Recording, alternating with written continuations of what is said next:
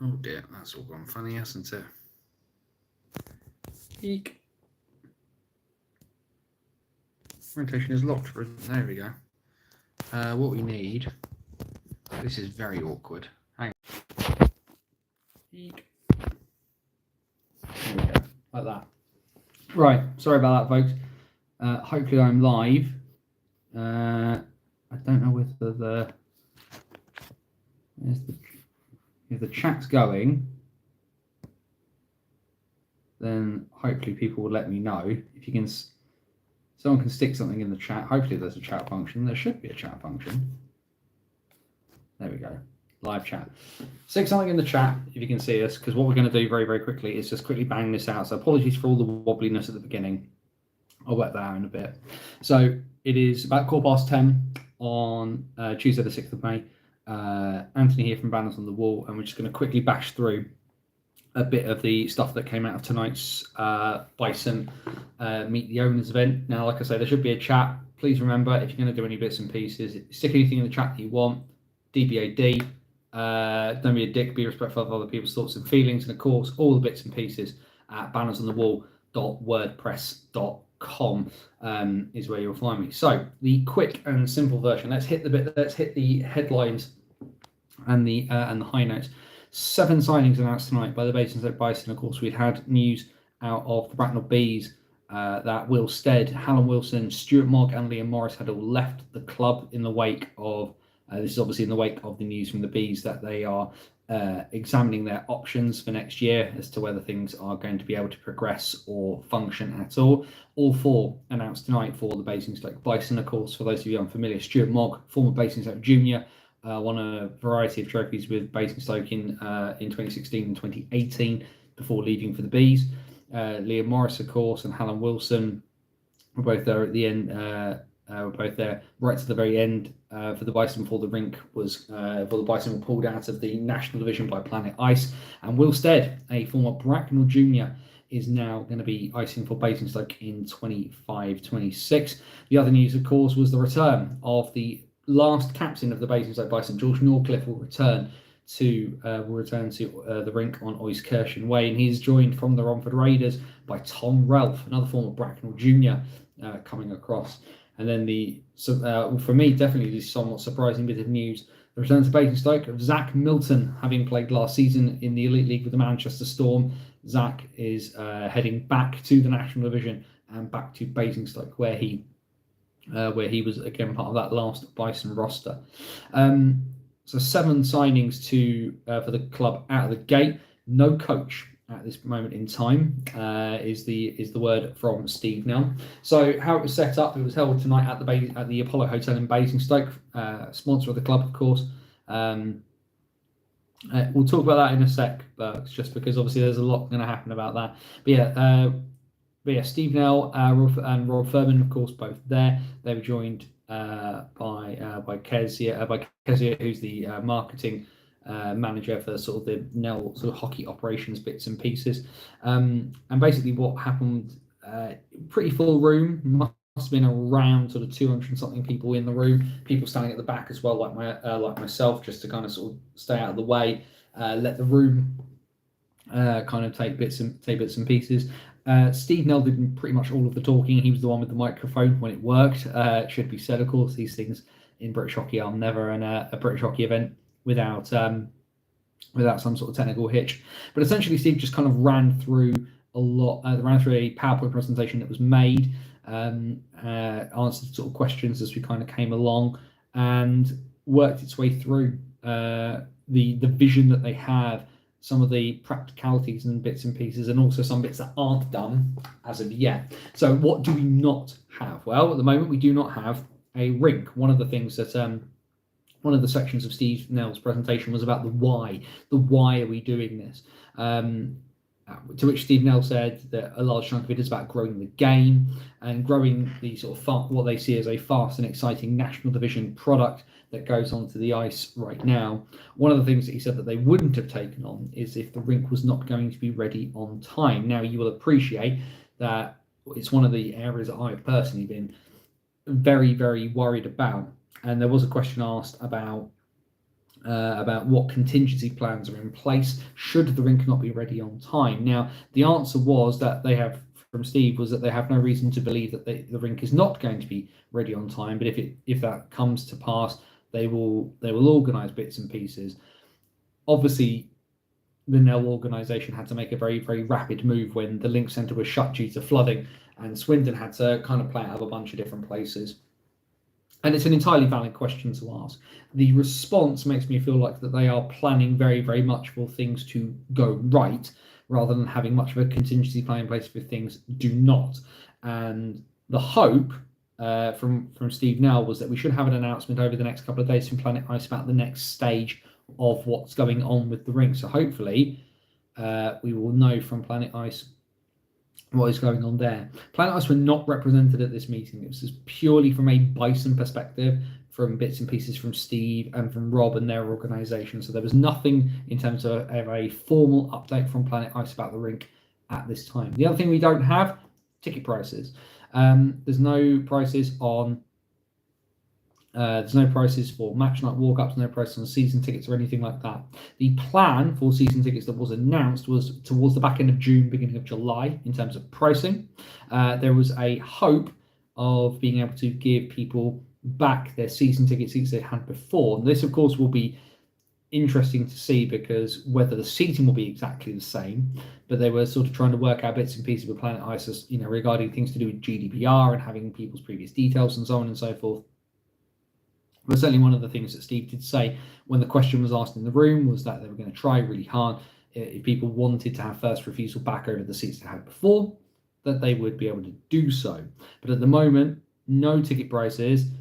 Seats back on both sides is the thing, that the rink will be fully ready to go again. Full seating, looking to try and get in around 1,000 to 1,400 people a night, which right at the beginning, going to be a tough one. I can see someone in the chat there, I think that's Alistair McMichael. It's in Planet Ice's interest too to get the rink ready on time, and that's something that Steve touched on as well, that the one thing Planet Ice is going to want to do, having spent all this money to fix everything, is to get people back through the doors, to get people putting money back into the building again. So what do we have? We have some players now. We have 7 members of a new Bison roster. A coach. There have been interviews held for a coach, and it was one of those things that Steve says that he wants to get the right person to kind of play the sort of hockey that they want. People did ask a question about imports. Of course, the import limit has raised in the National Division to 4. But that was one of the things that Steve said, actually, that he feels that whilst we've obviously been able to announce some of the Brit Corps, because Steve Nell himself is doing the recruitment at the moment, that he felt that a coach should sign the imports because of sort of knowing how he would want things to play. There was a question that's just popped up there. The MK Wii Racer. Were you surprised to hear no coach yet? I was a little bit surprised to hear that there isn't a coach in place yet, only for the fact that they announced that many players. So what is that? That's 2 defensemen and 2 defensemen and 2 defensemen, 4 forwards, and whatever you count Liam Morris as. I think is the question there, because Mo, of course, a true utility player. But the fact that there isn't a coach was slightly surprising, of course. He did make a point of saying that Brett Ferguson is not going to be the coach of the Basingstoke Bison. Obviously, Brett has said so himself, his partner has said so, and Steve Nell has made a point of tonight of saying that Brett Ferguson will not be the coach of the Basingstoke Bison at the moment. So we will obviously see. It is slightly surprising. I thought that tonight would have been a really good night to have that point, the sort of starting point, because where do you build when you have nothing in that sort of sense? But actually what you've done is get a few names, all known to Basingstoke in the local area. It should be said, of course, Tom Ralph, a former Bracknell junior, Will Still, a former Bracknell junior, but everybody else has already played for the club. So you've got a couple of new signings off the bat, but also some familiar names as well. People that people liked. The reception that Liam Morris got in particular was very loud. Mo stylistically, I think more than most, kind of embodies what I think a lot of Basingstoke fans see as the style of Bison hockey. The other people who will be back, Gary Mitchell, equipment manager, has signed on to return to Basingstoke, and of course he's been very busy with with GB under 18s, was over with them. The other person who will be back that was announced tonight is Darren Babister. For me, the best DJ in the national division and the old EPL is going to be back behind the microphone for the Basingstoke Bison when they finally get back into their home rink. A large chunk of it, like I said, was kind of working through this PowerPoint presentation. Of course, we've seen there is something of a rebrand. There is a new website, which is bison.bison.com. All the socials have now changed and kind of unified. It's now Bison Ice Hockey is sort of going to be the sort of the social tag, as it were. So that's the Twitter address, that's the Instagram address. It's going to be the address for all of the bits and pieces going forward, to try and unify and do bits and pieces for that. Ultimately, there's still a few bits that are kind of left to be done. The reaction that I found quite interesting was the kind of the rebrand. So of course the Bison traditionally have played in white, for a while it's been white, black, red, and green. The initial mock-ups of both the logo and the jerseys is much less red, much more green involved in it, which I get to a point from a Nell perspective, because obviously red is very much a Swindon colour, and this kind of distinguishes Basingstoke in that sense. The logo didn't go down badly. I think it's going to take some people a bit of getting used to. I know some people who I've spoken to tonight don't think it's great. I think it could have been a lot worse. I think, as somebody said to me, and I actually think this was a really good point, they were hoping that the logo would have been something that kids could draw a bit easier.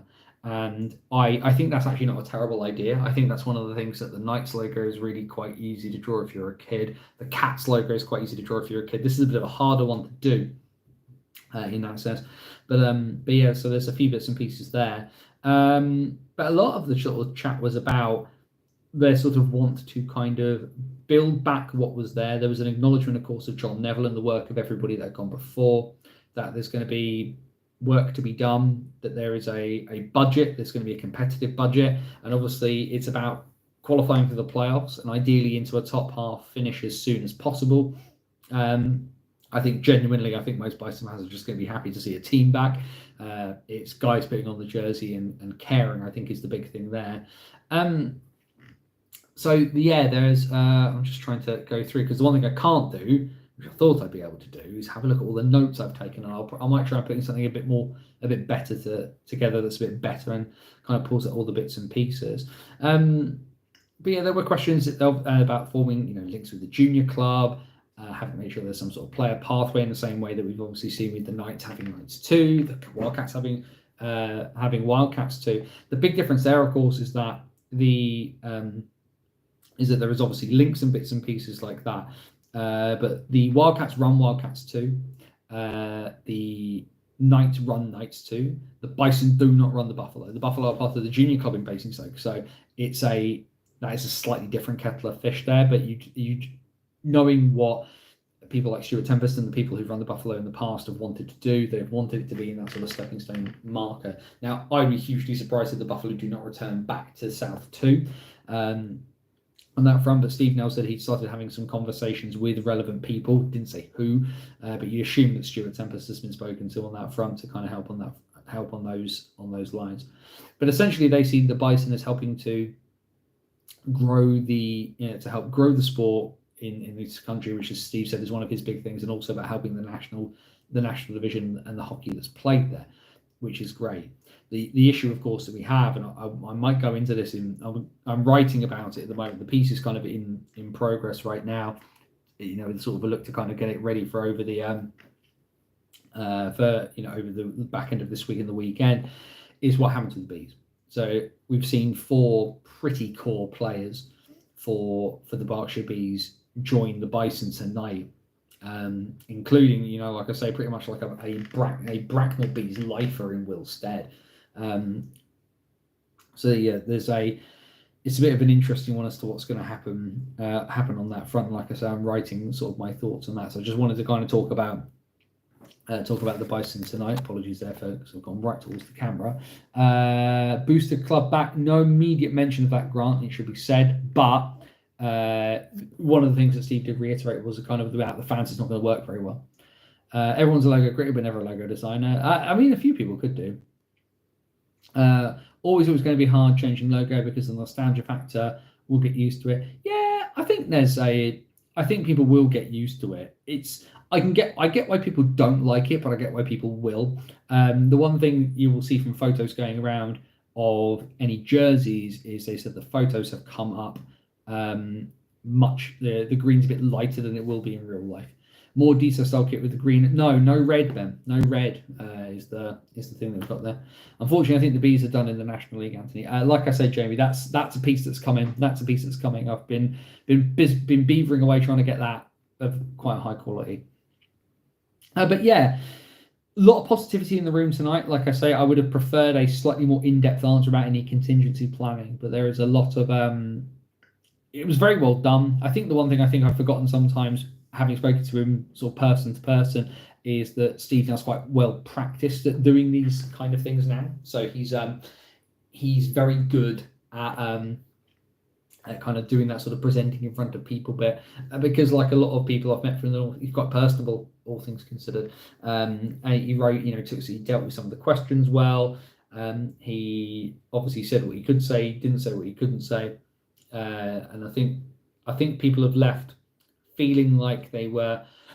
I think the majority have left feeling like they was kind of sated with the information they had. Now, the big question I have was asked by somebody else, and I very much I talk a lot, right? So I wanted to make sure that people who are in the room who do not get the opportunity to have their voice heard as much as I do got the opportunity to speak.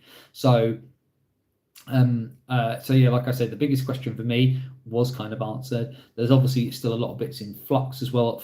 Really interested to see what ticket prices are going to be, because Walk Up is going to be big, particularly for new fans. I think, of course, though, the difference between the Nels taking on the Bison and the Nels taking on Leeds is there's much more of a fan base there to kind of do something with. There's history. They've had lots of people email about volunteering. I know a lot of the folk who did a lot of the off-ice stuff have already said that they want to come back. There will be streaming. There will be streaming from Basingstoke as well, because of course that's a requisite for the league as is. I am interested to see where they put any of that stuff in Basingstoke, but we will, I suppose, like I say, if they're redoing the rink, this will obviously be done with some thought in mind. If there's any other questions anybody wants to kind of chuck in, do it now, because I'm not going to be around for much longer. Like I said, it's meant to be sort of short, sharp, and quick to get some bits and pieces out. I think like I said, I've left feeling like people are in a good mood about it. I think having a few familiar faces, Stuart Mogg being back in Basingstoke, I think will be something for people. Liam Morris back. So anything said, how's they going to approach the fact that he has fingers in three pies in the same league? No. I think that's given the fact that he already has two teams in the league, and I think having three was something that people kind of scoot by. The national division do not see it as a problem. There's always an element of unease about it, because I think, like I say, from a sporting integrity perspective, it's not great. One thing actually I was quite surprised by, given the fact they've just taken on the team, they talked about the fact that they are taking it on, and like they said, there's this. It's about carrying things on. So there's going to be people who take the team on after them. There's people who've run the team before them. They're there to run it now. And actually, it was very interesting to hear them use that. And it's very good sort of modern language to frame yourself as the custodian rather than the owner. I think there's a lot to be sort of said for that. And I think he talks about, Steve, I mentioned a few times, he likes watching a lot of sport and a lot of sports documentaries and podcasts and things like that. That feels like he's watched Welcome to Wrexham. You interested in commentating for the Bison stream? Yeah, of course I am. I'd be lying if I said I wasn't. Not my decision. That's a conversation for down the road. And of course, we don't have a building yet. So talking about streaming mythical, metaphorical games from metaphorical rinks is a little ahead of time. But yeah, the building blocks are in place. There are players at the moment.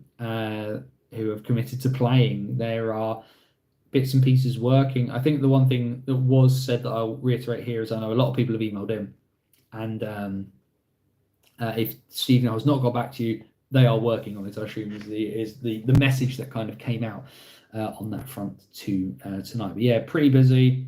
Lots of positivity in the room. Some really good questions asked. It's all moving. The wheels are all turning, but we have to wait and see. I think that's the big thing about that, is that it's all on paper. It's all on paper until it actually happens at this point. And I think the thing I'm conscious of is, like I've said it in a few places. I said it when I was on Macca's Talk Hockey the other week.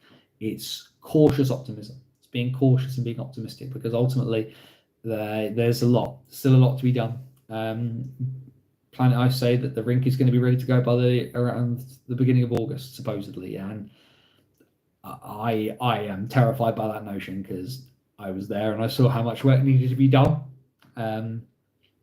So we will have to wait and see. By the way, the news is there that the Bison intend to ice fully in the So I hope my dream of 15 years comes true. No hand warmers and decent lighting. You never know on that front. Roll on Cobb next year, having the Bison pack out their section with new jerseys. That's the hope, Ben. But yes, so those are the headlines again. The Basingstoke Bison will ice in the 2025-26 National Ice Hockey League National Division season. There is no coach appointed as of yet. Steve Nell is in the process of interviewing. He has currently also got 7 players on the roster. Stuart Mogg, Liam Morris, Hallam Wilson and Will Stead have joined from the Berkshire Bees. George Norcliffe and Tom Ralph have joined from the Romford Raiders, and Zach Milton returns to the National Division, leaving the Manchester Storm to come back to the Basingstoke Bison. There are no prices yet for tickets or for season tickets. Oh, the one thing I forgot about season tickets is going to be the option to pay over 6 months. So details of tickets and season tickets will be coming out late June into July, is what we've been told on that. Planet Ice will hopefully be updating about the rink in the next few days. And essentially as well, if you want to sponsor, if you want to volunteer, the bits and pieces are sort of flying around. Drop them a line is the short version. Banners on the wall at wordpress.com, your number one source for all things related to the National Ice Hockey League structure. I'm not going to be doing a piece for each individual Bison player. I don't have the time like I used to anymore. We're going to look at kind of what comes, I think, on that front. But lots of bits and pieces on there, of course. Curtain Down is there now. I did write a piece about breaking down the first press release from the new ownership. There are pieces coming on the future of the Berkshire Bees. There is a hockey stories coming about just the most fascinating of humans I've found from a hockey perspective as well. All that's over at bannersonthewall.wordpress.com. I'll update the video later and put all the socials and stuff like that in the description. So if you're watching after, do not worry. But X at BannersOTW, Banners on the Wall. We'll find us on Facebook or on Blue Sky. Just put in Banners on the Wall. You will eventually find us in one way or another. But yeah, thanks for being with us for this sort of short, sharpish bit, like 23 minutes worth of me sort of nattering on. Thanks for chucking questions in, those of you who did. Either way, plenty to come, plenty more analysis. And what I will try to do, like I say, is just I took a load of notes on my phone. I'll try and get something into a much more kind of readable format rather than me just firing stuff away. But the mist that I've said for a while that the Basingstoke Bison have been hiding in the mist, just out of sight, just out of view, waiting to return. Well, it looks like tonight for a lot of people, they believe the mist is starting to clear. Check us out where you find us, buymeacoffee.com/BOTW if you like what we do. And we'll keep you updated as best as we can. Worst case scenario, next What's Current stream is Wednesday the 28th of May at 8 p.m. But we may have to pop back, I think, before that. Be happy, be safe. As my friend Scott Evans would say, take care of yourself and somebody else. So banners on the wall at wordpress.com. This is Andrew Russell saying, stay safe. So long, till next time. Take care, everybody. Have a good evening.